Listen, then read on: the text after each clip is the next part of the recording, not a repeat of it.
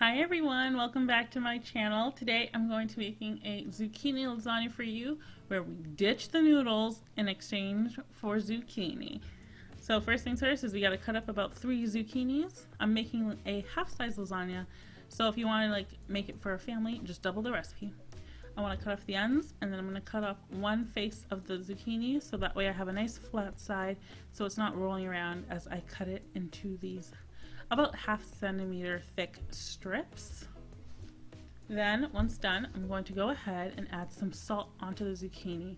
And what the salt is going to do is it's going to help to draw out the water from the zucchini so that the lasagna doesn't turn out being overly watery from all of that leaking out of the zucchini. Now I'm going to move on to my sauce, which I will heat up my sauce. I like to make my sauce in big batches and then freeze it so that way it's ready for whenever I need it.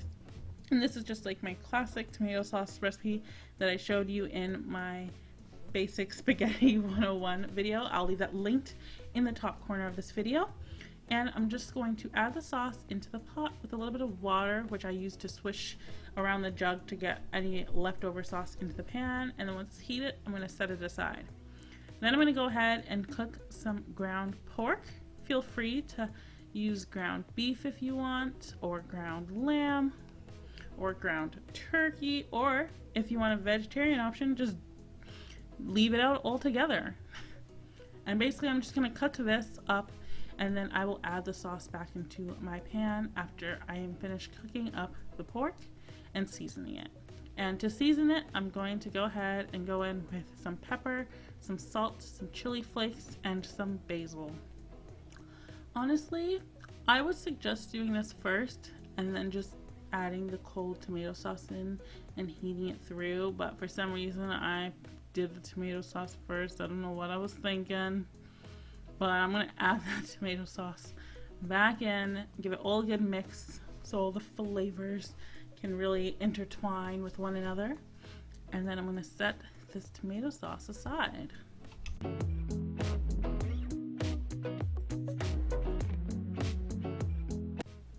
Now I'm going to go ahead and grate some cheese, because a lasagna with no cheese is just not a lasagna. You need to have cheese. So I'm going to go ahead and I'm grating about 1/2 of a long brick of mozzarella cheese. And then once I have it all nice and grated, I'm going to go ahead and finish up the zucchini. So as you can see, the zucchini has let all of that water out, as you can see there. I'm just going to take a cloth and I'm going to gently dab the zucchini of any of that excess water, and a lot of water comes out. Like, you will see how wet this cloth is after doing that. So now that the zucchini is ready, I'm going to go ahead and take my pan. I'm just using a nice small square pan. I'm going to put just a little bit of pasta sauce on the bottom. This helps prevent any lasagna from sticking to the bottom of your pan. And then I'm going to go in with a layer of zucchini, and I'm just going to lay them nice and flat beside one another. And then I'm going to go in with another layer of our tomato sauce. I'm going to be more generous than I was with the bottom. The bottom I want like bare minimum. Now I really want the sauce to shine through and have a nice good layer. And then I'm going to sprinkle on some mozzarella cheese. And then we're going to go ahead and add another layer of zucchini, but this time we're going to place it the opposite way. And I'm going to go in with some ricotta, and I just like to put little dots of it everywhere. Dots? Yes, we're going with it.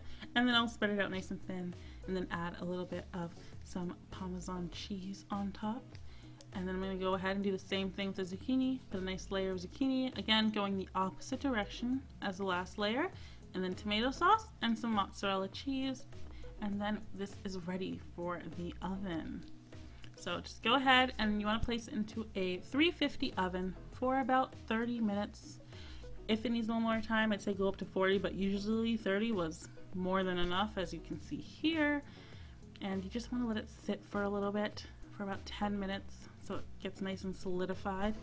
But with that, we are done with our recipe. Here is our lovely lasagna, and honestly, it tasted really good. And the zucchini really held its shape really well. And if you're not a big zucchini lover, you could always opt out for eggplant. I think that would be really nice in this recipe too. If you guys try this recipe out, please let me know in the comments below. and let me know what you guys want me to make next. I am doing more carb-free recipes for the time being, so if you want any carb-free recipes, let me know and I'll do them for you. Also, I had some leftover zucchini, so I am going to go ahead and slice them all up. And this is just going to be an option if you do have any leftovers. And with the slices, I'm literally just going to gently saute them, and I can use these as zucchini noodles. And you want to store them raw, and then when you're ready to use them, then I would say just saute them up with a little salt and pepper and a little bit of oil, and you got some really simple zoodles. But yeah, guys, that's all I have for you today, and until next time, bye!